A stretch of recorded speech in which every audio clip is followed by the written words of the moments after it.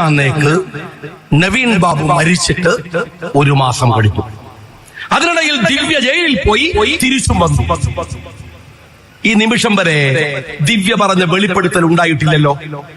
നവീൻ ബാബു അഴിമതിക്കാരനാണെന്ന ഒരു വാക്ക് വന്നില്ലല്ലോ. അതിനർത്ഥം എന്താണ്? നവീൻ ബാബു ആ തെറ്റ് ചെയ്തിട്ടില്ല, അവൻ തെറ്റ് ചെയ്തിട്ടില്ല. പിന്നെ എന്തിനാ ആത്മഹത്യ ചെയ്തത്? അതൊരു പ്രശ്നമല്ലേ? ഏതെങ്കിലും സാധാരണക്കാരനാ, ഒരു LD ക്ലർക്ക് അല്ലെങ്കിൽ ഒരു പ്യൂൺ? ജില്ലാ കളക്ടറുടെ തൊട്ടു താഴെയുള്ള ഹൈലി എക്സ്പീരിയൻസ്ഡ് ആയിട്ടുള്ള ഒരു ഓഫീസർ, അയാളെ കാത്ത് 2 മക്കള് റെയിൽവേ സ്റ്റേഷനിൽ നിൽപ്പുണ്ട്. പിറ്റേ ദിവസം രാവിലെ ആ മനുഷ്യനെ വരവേൽക്കാൻ അയാളെ കാത്ത് ഭാര്യയുണ്ട്. ജോലി കൂടിയ നാള് മുതൽ പുറത്താണ്. ഇനി അവസാന ജോലിയുടെ കാലയളവുകൾ ഒരുമിച്ച് ജീവിക്കാം എന്ന് വിചാരിച്ച് ഭാര്യയും റെയിൽവേ സ്റ്റേഷനിൽ കാത്തിരിക്കുന്നു. എന്റെ മക്കളെ, ഞാൻ പോവാണ് എന്നൊരു വാക്ക് നവീൻ ബാബു പറയില്ല എന്ന് നിങ്ങൾ വിചാരിക്കുന്നുണ്ടോ?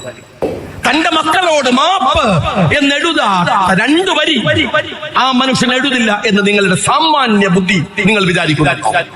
മക്കളെ, എന്നെ കാത്തിരിക്കേണ്ട എന്ന് പറഞ്ഞൊരു SMS, ഒരു വാട്സ്ആപ്പ് ഈ മനുഷ്യൻ അയക്കില്ല എന്ന് നിങ്ങൾ വിചാരിക്കുന്നു? എവിടെയാണ് നവീൻ ബാബുവിന്റെ യാത്രാമൊഴിയുള്ളത്? ബന്ധുക്കളെത്താതെ എന്തിനാ മഹസർ തയ്യാറാക്കിയത്?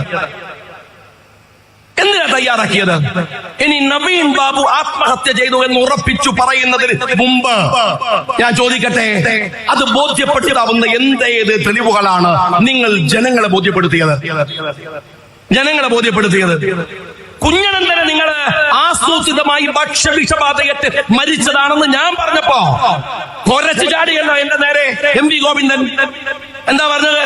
ഷാജിക്കെതിരെ കേസ് കൊടുക്കും. എന്താണോ കേസ് കൊടുക്കാത്തത്? ഒരു കേസ് എടുക്കണോ? നിങ്ങൾക്ക് പുതിയായിട്ടാണ് കേസില്ലോ, നിങ്ങളെ കൈമറക്കും. CBI അന്വേഷണത്തിലൂടെ മാത്രമേ ഈ കേസിലെ സത്യം പുറത്തു വരികയുള്ളൂ. അല്ലെങ്കിൽ ഇതൊരു സജി ചെറിയാൻ കേസായി മാത്രം പരിണമിക്കപ്പെടും. ബഹുമാനപ്പെട്ട ഹൈക്കോടതിയുടെ ഉത്തരവിൽ വളരെ വ്യക്തമാക്കിയതാണല്ലോ എങ്ങനെയാണ് ശ്രീ സജി ചെറിയാൻ ഭരണഘടനയെ അവഹേളിച്ച കേസിൽ കുറ്റക്കാരനല്ല എന്ന് അന്വേഷണ ഏജൻസി കണ്ടെത്തിയത്. തത്തുല്യമായ പൊളിറ്റിക്കൽ സ്റ്റേക്സ് ഉള്ള വളരെ ഗൗരവകരമായ ഒരു പബ്ലിക് സർവന്റിന്റെ ജീവൻ നഷ്ടപ്പെട്ട, അത് കൊലപാതകമാകാം, അല്ലെങ്കിൽ ഇനി ആത്മഹത്യയാണെന്നുണ്ടെങ്കിൽ അതിന് പ്രേരക ശക്തിയായിട്ട് വലിയ രാഷ്ട്രീയ അധികാരം കൈകളിലെടുത്ത് അമ്മാനമാടുന്ന വ്യക്തികളും അവരുടെ താല്പര്യങ്ങളും പുറകിലുണ്ടായ ഈ ഒരു കേസും ഭരണഘടനാ കേസ് പോലെ അലസിപ്പിച്ചു പോകും എന്നുള്ള ഒരു ഉത്കണ്ഠ ഇരയെ സംബന്ധിച്ചിടത്തോളം മരണപ്പെട്ടുപോയ തന്റെ ഭർത്താവോ അല്ലെങ്കിൽ നഷ്ടപ്പെട്ടുപോയ തന്റെ അച്ഛനോ എന്നൊക്കെ പറയുന്നത് നമുക്കൊരു പൊതുവിഷയത്തെ കണ്ണടച്ച് കളയാവുന്ന രീതിയിൽ അവർക്ക് മറക്കാൻ കഴിയില്ല. ഇതങ്ങനെ ഒരു CBI അന്വേഷണത്തിലൂടെ മാത്രമേ, വൈകിയ വേളയിലെങ്കിലും ഒരു CBI അന്വേഷണത്തിലൂടെ മാത്രമേ സത്യം പുറത്തു വരികയുള്ളൂ. ഇതൊരു കൊലപാതകമാകാം. ഇപ്പം സൂയിസൈഡ് നോട്ട് ലീവ് ചെയ്യാതെ ഒരു സാധാരണ ഒരു വ്യക്തി അല്ലല്ലോ, ഒരു പബ്ലിക് സർവന്റ് അല്ലേ ആത്മഹത്യ ചെയ്തത്. ഇനി ആത്മഹത്യയാണെങ്കിൽ, അങ്ങനെയാണെന്നുണ്ടെങ്കിൽ ഒരു സൂയിസൈഡ് നോട്ട് ലീവ് ചെയ്യുന്നതിനൊരു പർപ്പസ് ഉണ്ട്. ചിന്താശേഷിയുള്ള ഏതൊരു വ്യക്തിയാണെങ്കിലും അത്തരത്തിലൊരു എക്സ്ട്രീം സ്റ്റെപ്സിലേക്ക് കടക്കുമ്പോൾ താൻ എന്തുകൊണ്ടാണ് ഇത്തരത്തിലൊരു എക്സ്ട്രീമായിട്ടുള്ള ഒരു സ്റ്റെപ്പ് തിരഞ്ഞെടുക്കുന്നത്?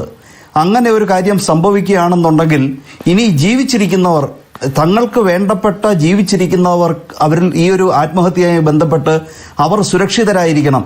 ആന്തൂര സാജന്റെ കേസ് നമുക്കറിയാവുന്നതാണ്. ഭാഗ്യവശാൽ അത്തരം ദുരാരോപണങ്ങൾക്കൊന്നും ഇരയാകേണ്ടി വന്നില്ല. പ്രാദേശിക രാഷ്ട്രീയം അവരോട് ചേർന്ന് നിന്നതുകൊണ്ടായിരിക്കാം. അപ്പോൾ ഒരാളൊരു സൂയിസൈഡ് നോട്ട് ലീവ് ചെയ്യുന്നതിന് അതിൻ്റെതായിട്ടുള്ള കാരണങ്ങളുണ്ട്. കതക് തുറന്നിടുക എന്ന് പറയുമ്പോൾ താൻ ഇനി ആത്മഹത്യയിലേക്ക് കടക്കുന്ന വേളയിൽ അവസാന നിമിഷമെങ്കിലും ആരെങ്കിലും വന്ന് തന്നെ ഇതിൽ നിന്നും പിന്തിരിപ്പിക്കണം എന്നൊരു ചിന്തയായിട്ടാണോ? വളരെ ദുരൂഹമായിട്ടുള്ള കാര്യങ്ങളാണ്. പിന്നെ ഈ ഇൻക്വസ്റ്റിന്റെ കാര്യത്തിൽ ചൂണ്ടിക്കാട്ടിക്കപ്പെട്ട തിടുക്കം, ഒരു വ്യക്തിയുടെ ജീവൻ രക്ഷിക്കാനാണെങ്കിൽ തിടുക്കം ആവശ്യമാണ്. പക്ഷെ മരണപ്പെട്ടു പോയ ഒരാളുടെ മരണത്തിന്റെ സത്യം കണ്ടെത്താൻ ഈ തിടുക്കം ബന്ധുക്കൾ പോലും അവരെത്തരുതെന്ന് എന്നുള്ള ആ ഒരു കാഴ്ചപ്പാടിൽ അധിഷ്ഠിതമായ തിടുക്കം എന്തുകൊണ്ട് വന്നു? ഇത് കൊലപാതകമായിരിക്കാം. ഇനി ആത്മഹത്യയാണ് എങ്കിൽ തന്നെയും അതിന് പ്രേരണയായിട്ട് വർത്തിച്ചവരുടെ ആ ഗൂഢസംഘത്തിന്റെ താല്പര്യങ്ങൾ പ്രൊട്ടക്ട് ചെയ്യുവാൻ വേണ്ടി ഓശാന പാടുന്ന അന്വേഷണ സംഘമാണ് കേരള പോലീസിന്റെ. ഇതുവരെയും അവരങ്ങനെ തന്നെയാണ് വർത്തിച്ചിരുന്നത് എന്നുള്ളത് വളരെ വ്യക്തമാണ്. ഇപ്പോൾ സജി ചെറിയാൻ കേസിൽ ബഹുമാനപ്പെട്ട ഹൈക്കോടതിയുടെ ഉത്തരവിനെ മാനിക്കുമ്പോൾ തന്നെയും ക്രൈംബ്രാഞ്ചിന് ആ കേസ് കൈലോട്ട് വെച്ച് കൊടുത്ത നടപടി എത്രത്തോളം ക്രൈംബ്രാഞ്ച്, അതായത് കേരള ക്രൈംബ്രാഞ്ച് മന്ത്രിയെ സംരക്ഷിക്കുവാനും രാഷ്ട്രീയ താല്പര്യങ്ങൾ പ്രൊട്ടക്ട് ചെയ്യുവാനും നിർബന്ധിതരായിത്തീരുന്ന ഒരു കൂട്ടം ഹെൽപ്ലെസ് ഓഫീസേഴ്സ്, അത് DGPയുടെ നേതൃത്വത്തിൽ. അപ്പൊ ഇത്തരത്തിൽ സജി ചെറിയാൻ കേസിലും ഇനി എങ്ങനെയാണ് ഇത് മുൻപോട്ട് പോകുന്നത്? വലിയൊരു പ്രതീക്ഷയൊന്നും ഒരുപക്ഷെ നമുക്ക് വെക്കേണ്ടതായിട്ടില്ല. ഈ കേസാണെങ്കിൽ തന്നെ ഒരു കോർട്ട് മോണിറ്റേഡ് ഇൻവെസ്റ്റിഗേഷൻ ആണെങ്കിൽ പോലും ഇതിനകത്ത് സത്യം പുറത്തു വരില്ല. കാരണം കോടതിക്ക് അന്വേഷണത്തിന്റെ റിപ്പോർട്ടിനെ സംബന്ധിച്ച് കൂടെ പരിശോധിക്കാൻ കഴിയും. പക്ഷേ വിജിലന്റ് ആയിട്ടുള്ള ഒരു അന്വേഷണ ഉദ്യോഗസ്ഥന്റെ കണ്ണിൽ തട്ടുന്ന വളരെ റെലവന്റ് ആയിട്ടുള്ള തെളിവുകൾ, ഏത് തെളിവിന് നേരെയാണോ ആ വ്യക്തി കണ്ണടയ്ക്കുന്നത്, ആ തെളിവിനെ കുറിച്ചുള്ള സത്യാവസ്ഥ ഇരയ്ക്ക് പോലും ബോധ്യമുണ്ടാവില്ല, ഇരയുടെ കുടുംബത്തിന് പോലും ബോധ്യമുണ്ടാവില്ല. ഇതെന്ന് പറഞ്ഞാൽ കേരളത്തിന്റെ ഒരു പൊതു നഷ്ടമാണ്. കേരളത്തിന്റെ മനസാക്ഷിയെ വളരെയധികം വേദനിപ്പിച്ച ഒരു സത്യസന്ധനായ ഒരു ഉദ്യോഗസ്ഥന്റെ കൊലപാതകമോ പ്രേരക ശക്തികൾ പുറകിൽ പ്രവർത്തിച്ച ഒരു ആത്മഹത്യയോ ആണ് ഇവിടെ സംഭവിച്ചിരിക്കുന്നത്. ഇത് വ്യക്തമായിട്ട് CBI അന്വേഷണത്തിലൂടെ അല്ലാതെ ഇതിന്റെ സത്യം പുറത്തു വരികയില്ല. ഒരു 4 അതിലധികമോ കാലുകളുള്ള ഒരു കസേര ഒരൊറ്റ കാലിൽ മാത്രം തട്ടിക്കൂട്ടി വെച്ച് കഴിഞ്ഞാൽ ട്രയലിൽ വരുമ്പോൾ അത് ഡെമോളിഷ് ചെയ്യപ്പെട്ടു പോകും. ഇതിനകത്ത് പ്രശാന്തന്റെ റോള്, ഇതിനകത്ത് കളക്ടറുടെ റോള്, അദ്ദേഹത്തിന്റെ മൊഴിമാറ്റം, ഇതിനകത്ത് നാം കാണാത്ത നിരവധി വ്യക്തികളുടെയും അവരുടെ രാഷ്ട്രീയ താല്പര്യങ്ങളുടെയും സംരക്ഷണം ഈ പോലീസ് അന്വേഷണത്തിന്റെ ഗതിയെ മാറ്റിയിട്ടുണ്ട്.